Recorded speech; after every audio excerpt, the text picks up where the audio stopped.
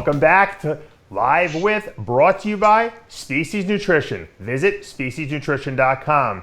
I'm Dave Palumbo, and today we have a very special guest here. He is the IFBB Mr. Olympia head judge who just judged the Olympia. Took place in Las Vegas 2 weeks ago, and we have him here exclusively to talk about the decisions, where the new champions came from, and what were some of the criteria that the judges really had to dissect to come up with the right decisions. So Steve Weinberger, welcome to the show. Thank you. Nice to be here. And in the backdrop, I can see world famous women's bodybuilding legend, Bev Francis. Hey, Bev. How are you? I thought that you were in Australia. What happened? You came in for a vacation?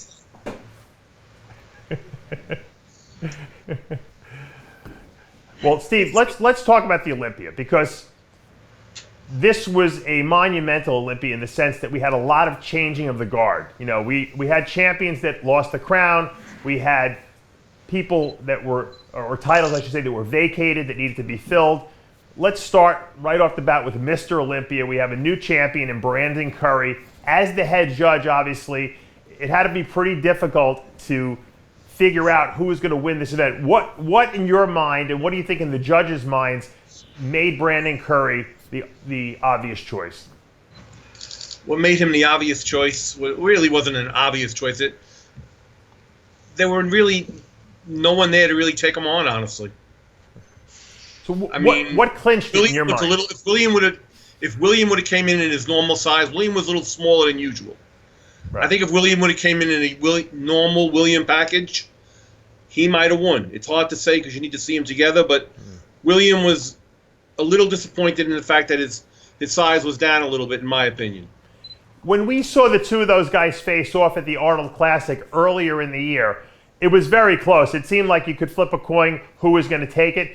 It was closer then than it was here. If Bonac was in that conditioning, I don't know what would have happened. It could have flipped. Really? Okay. So it was that close. It was, yes. When you take Hadi Choopan into this equation, obviously a guy we never thought we were going to see on the Olympia stage because of visa issues. Then we thought he was going to be a 212 guy. Were you impressed with him? I don't know if this was the first time you judged him or not, but were you impressed with what you saw? I judged him in Italy. I judged him in Italy. Okay. I knew what to expect. I know he's dangerous. I know he's really good. I don't know why he didn't try to cut down and do 212. That's what I thought, yeah. Would he have easily won 212, you think? This year, probably. Yeah. Pretty disappointed in Lunsford. Yeah. We're going to get to that in a minute. Let's go back to Hadi Choopan. A lot of fans out there, and obviously, you know, when you're not at the show, it's very, you can't judge a show by pictures, you know. He's very impressive because of his conditioning and the polish that he brings to the stage. Why didn't Hadi Choopan challenge Bonac and Curry in your mind? I think he needed more size upstairs. Really? Okay, so you think it's a size issue with him? Yes. It wasn't a height issue? He was in excellent condition. He really wasn't a height issue as much as it was a muscle mass issue. Mm-hmm. Now, when you look at a guy like Hadi Choopan, is it hard to compare, as a judge, is it hard to compare him next to other guys like a Curry that's so much taller than him? No. Honestly, it's not. Mm-hmm. When you're looking at these open guys on stage, Steve, and you're trying to pull a top five out of all the guys that are there, what struck you, instantly about that top five that made you say, all right, this is definitively the guys I got to pull out? Those were the top five in the best condition. It was conditioning that took them to the top. Mm-hmm. Now, given this year compared to years past, were you as a judge disappointed that we didn't see even better conditioning? Because I think a lot of the guys were not at their best, I would say. I think after the top five, the conditioning dropped off. Yeah. A lot of guys missed their peak. If you had to compare Brandon Curry to the best Brandon Curry that we've seen, and I think the Arnold might have been the best. I mean, you could tell me better. How close was he to his best? You know what? He was close. To say which was better, it's honestly a toss of the coin. The fact that he won was that Brandon kept close to it, where William fell off a little bit. Now here's obviously a speculation question because you obviously don't know because you don't see them on stage together. But had Shawn Rhoden showed up at this show, if he was allowed to compete and all this craziness wasn't going on, and he looked like he did last year when he beat Phil Heath, would he have won this Olympia? It's so hard to say, but I wouldn't be surprised if he would have won it, honestly. Okay. It wouldn't have shocked me. Right. So it's not fair to Brandon to say that without them standing side by side, but I wouldn't be surprised, honestly. If you had to rank Dexter Jackson, okay, who was 4th place here, among the Dexter Jacksons we've seen maybe in the last 3 to 4 years, because obviously we don't want to go back further than that because that's not fair to him, but where would you say this Dexter rated? In the last 3 years, this is the best Dexter, honestly, which is amazing. The guy's incredible. At his Unbelievable. age. Like he said, he's got a 25-year-old body with a 50-year-old face. All of us have that problem going on now. We don't have a 25-year-old body, though. No, yeah, that's true. Yeah, that's true. I know mine's really beaten up. No, was Ruley Winkler in your mind the biggest disappointment in this lineup? Without a doubt. I honestly thought it was going to be between him and Brandon. Yeah. He was a huge disappointment. Mm-hmm. If he would have looked like last year in the beginning, I don't know what would have happened, but he was really very, very disappointing. Now, as a judge, you obviously see you got the biggest guy up there. He's got he won the People's Choice Award. He was 3rd place last year, the highest ranking guy there.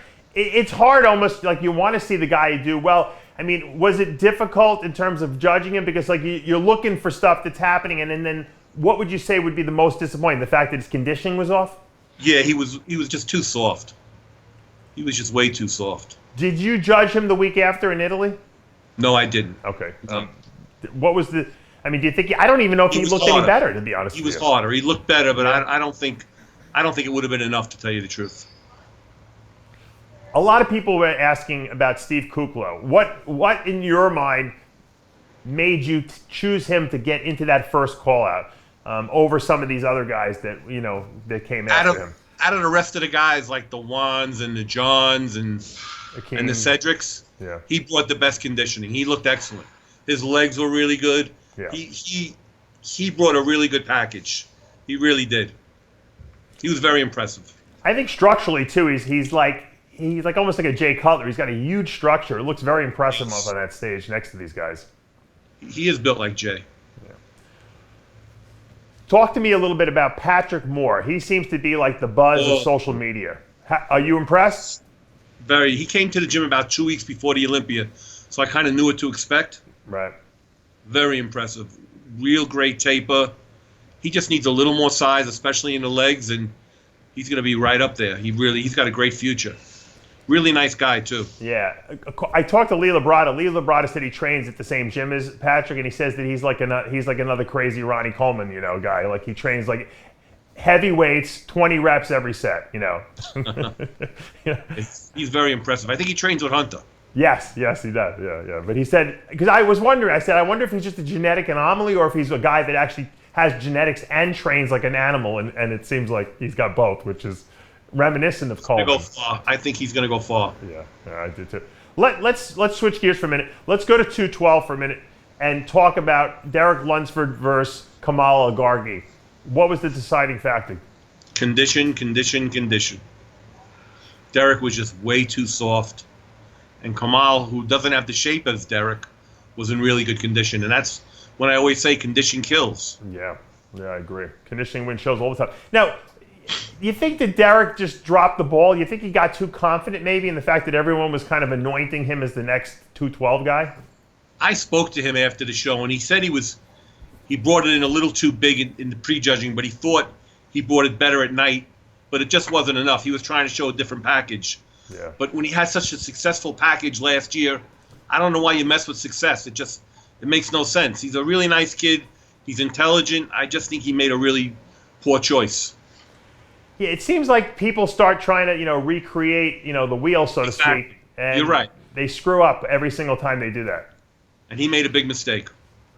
Speaking of guys that probably screwed up and really missed a big opportunity here, just not to jump back to open, but I forgot to ask you about it.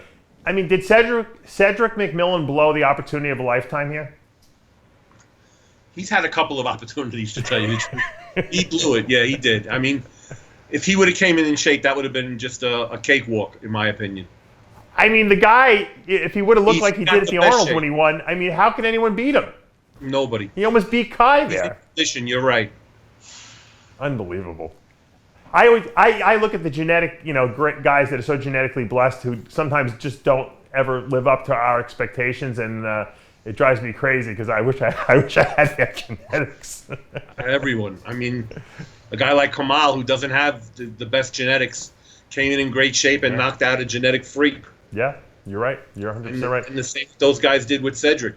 Cedric on conditioning was horrible, but on actual shape and structure, he's unbelievable. Yeah. Do you think that?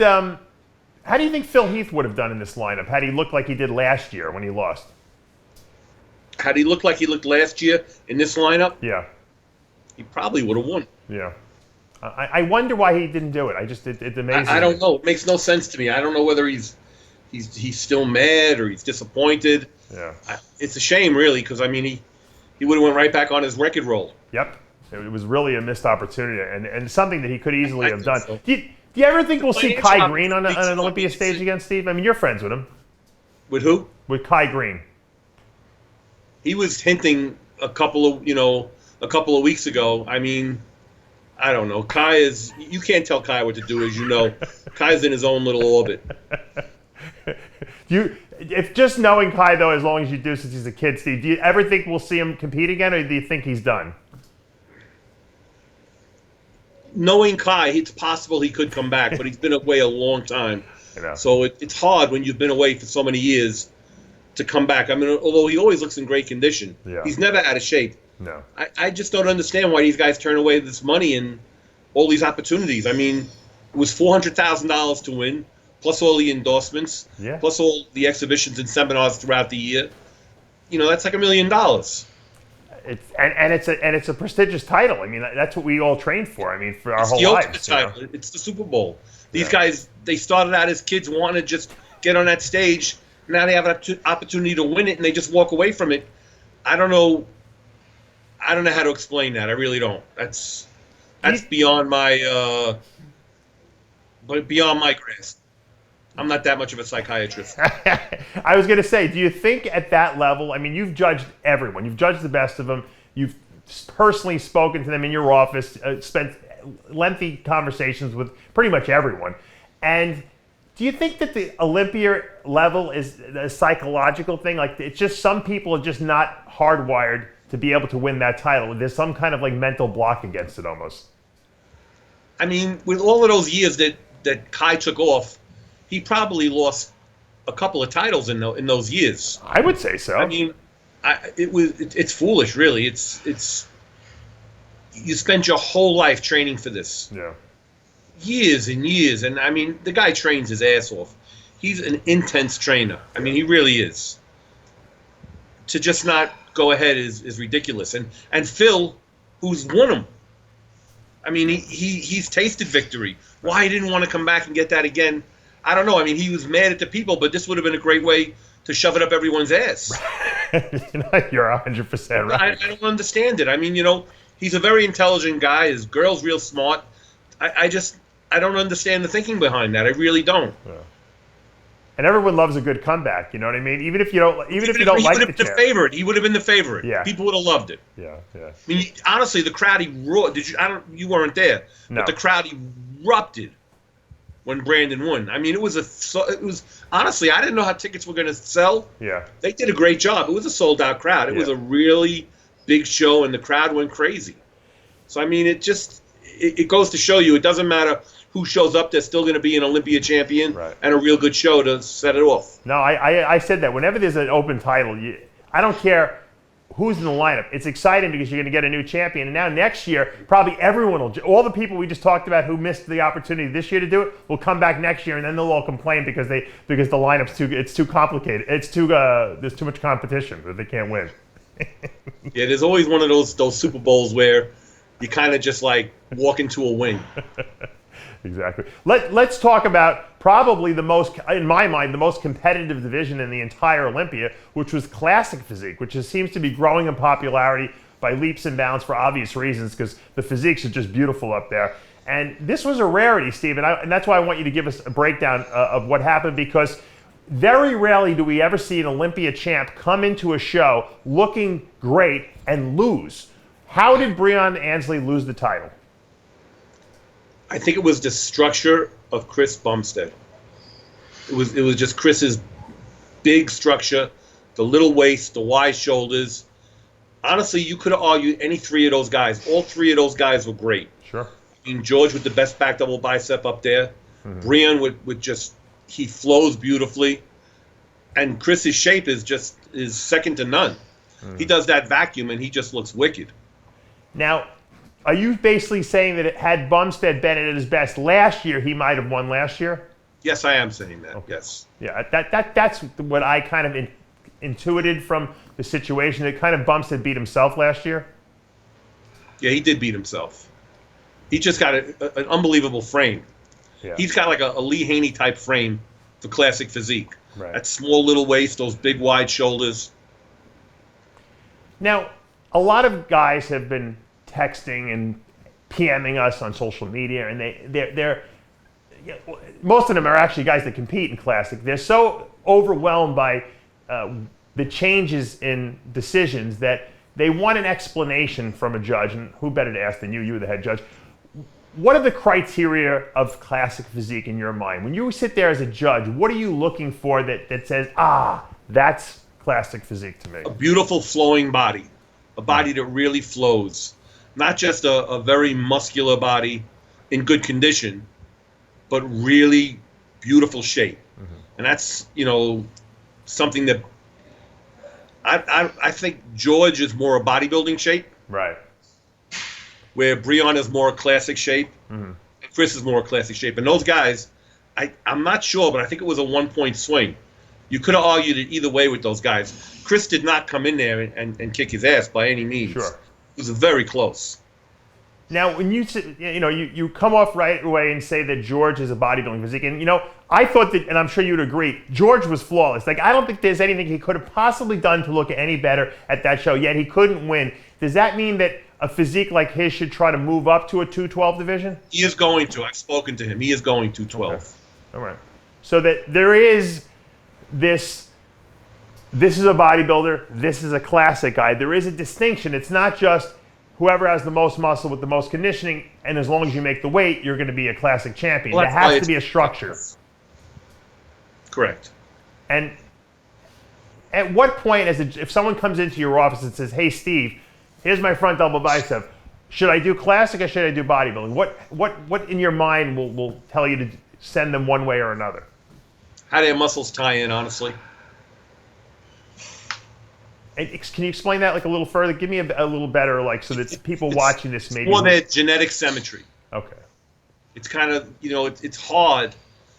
It's the small waist, it's the wide shoulders, it's the good sweep on the thigh. Like, I think, taking George, for example, him having to make weight hurts the sweep on his thighs. I think he needs more thigh development, and trying to make that weight really hurts his thighs more than anything else. And it gives him a little bit of a rougher silhouette appearance, symmetrically. Right. So he's basically handicapping himself by staying in classic because he's fighting against guys with better structures. Yeah, his legs could come in a lot bigger, and in the off season they are a lot bigger. But he sucks it down to make weight. Right. And that's a guy that would do better, I think, in 212. Can he win the 212 Olympia in your mind? Sorry? Could he win the 212 Olympia in your mind? You know what? I don't know. I've got to see him with those 10 extra, 12 extra pounds, right, and then carving up. Right. It's it'll be interesting to see. Yeah. Could have he won this year? I think so. Cool. I mean that's a very rarely do we see two guys that can bridge. He won the Arnold Classic at Classic, and then we're talking about him as a potential 212 Olympia champ. That's really cool that he can cross over and be able to bridge both divisions. Speaking of which, Flex Lewis obviously took the year off after retiring from the 212 division. Obviously, he's coming back to the Open next year. A lot of people have been asking, myself included, does Flex, being that he's a Mr. Olympia, have to qualify to do the Open Mr. Olympia? You have to qualify, yes. Now, why is that? Just because it's switching divisions? I'm 99% sure. He didn't win the Open. He's not qualified. Gotcha. So you have to win the division of what you do? For the 212. He's always qualified for the 212, but he didn't win the Open, so it wouldn't be fair to be automatically qualified for the Open. I got you. I'm 99% sure. Okay. I mean, I'd like to see him. I think he should compete anyway in the Open and just, feel out. He'll be interesting in the Open, yes. The division. Flex Lewis at his best. Now, obviously, we've only seen him at his best on stage at 212. Right. But, with 8 more pounds, 9 more pounds, whatever he thinks he's going to come up to, how do you think he does in this year's Olympia lineup? Top 3? Yeah, I would say so. Hadi Chupin arguably, a lot of people felt beat Flex Lewis in that, I guess, that one of those Asian shows that they did after the Olympia. Do you think Flex would be able to take out Hadi if there's no weight class limit and that Flex can be as big as he wants? Flex gets really thick and really big, so it would be a nice show to see. Honestly, I'd like to see that. Yeah. I'd like to see them with no weight limit and see them go against each other. That would be very interesting. Yeah, it's kind of interesting that these Classic, the 212 seem to be almost like the nurturing grounds for some of these guys to be moving up to the bigger classes, which is great because it gives like a stepping stone. In other words, you don't have to train for 10 years before you do the Open. You can kind of do these other divisions, build yourself up, and then jump up to the other thing, which I think makes these divisions very popular. You're right. It's great. I mean, with all these divisions, you can get in to competing at the Olympia level at a much earlier age and work your way into the actual Big O. And I know all these guys say, "Oh, I only want to be in this division," but ultimately, we all start training because we want to be Mr. Olympia? I mean, let's face it. I right? agree. I agree.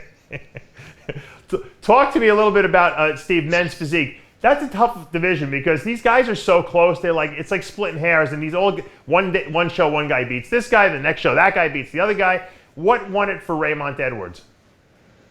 What won it for him was the fact that when he first walked out, he was really on. He kind of faded as the show went on, but he was in great condition. He's got that great V-taper. He's got that great back. But second place, he was off, honestly. He wasn't... You think Andre Ferguson was a little off, huh? He was definitely off. If he would have been on, I don't know if he would have lost, to tell you the truth. I thought he was going to come in and sweep this thing after winning the Arnold. But, I think everyone thought that. At the Arnold, he was just... If he would have came in the shape of the Arnold, he probably would have won, to tell you the truth. He's another one who has trouble at the Olympia, it seems like, with, bringing home the, whether it's nerves or what it is, but yeah. I wanted to ask you one thing, because I had done a rant video on this, and, they announced at the Olympia that they were going to bring back the Miss Olympia last year. And I don't know if Bev's back there. Maybe Bev has some insight into this as well, which I think it's great that they're bringing back the Miss Olympia. Do you think, because it seems like everyone who competes in women's bodybuilding now is like over the age of 40, maybe over the age of 50, to bring new life into that women's bodybuilding division, would the IFBB ever consider maybe putting weight limits kind of the way they do in Classic Physique on women's physique? I don't know. The first year we'll open it up, see what happens, and then depending on what happens, we'll go into discussion then. Because this is how I see it.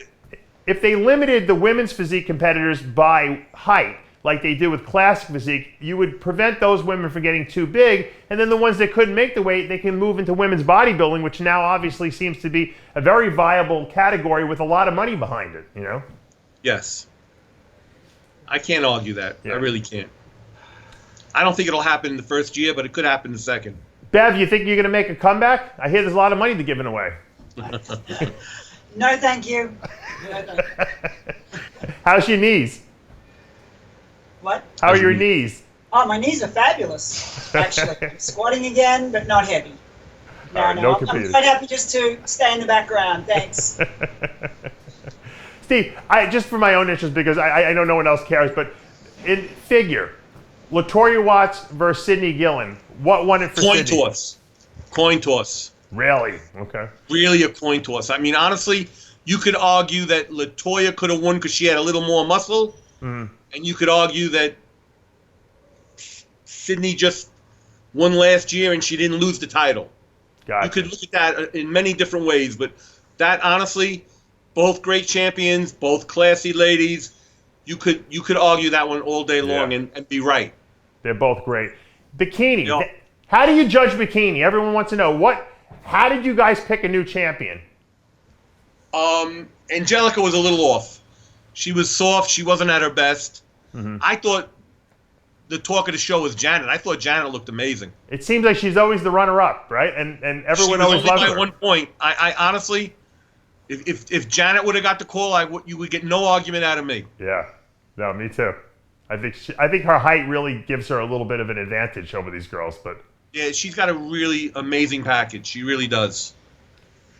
Well, Steve, I want to just once again thank you for your candid and honesty answering all the questions I know that all the fans out there have about how the Olympia was judged. I think that you guys are doing a great job. Dan Solomon, did a phenomenal job in his first year at that Olympia. Tamer did a great job. Yeah, Tamer backstage. Jim Mannion, they all did great jobs. They really did. I think the Olympia has really risen. People criticize me because I'm actually in favor, but I think the Olympia is at a new level now, and I think that the professionalism there is second to none. I've never seen it like this before. And the fact they let all the champions on the main stage was excellent. I love it. I love it. And they invited Jay back as an ambassador. I think that Dan has got the new mentality right. He understands social media, and I think that we're going to see this Olympia grow by leaps and bounds now. I agree. They did a great job. They really did. And thanks for doing a great job on that judging panel. I always call you and you know this. I'm like you. I call it like I see it. I think you're the best judge out there. I don't think I've ever seen you get it wrong when you're on that judging panel. And I want to thank you for just giving all your years of service to because I know judging is a very unrewarding type of thing to do because they only love you when they win, right? And they hate you otherwise. But you do a great job. That whole judging panel does a great job. Thank you. All right, guys, and that's going to take us to the end of another episode of Live With, brought to you by Species Nutrition. I'm Dave Palumbo. We'll see you next time.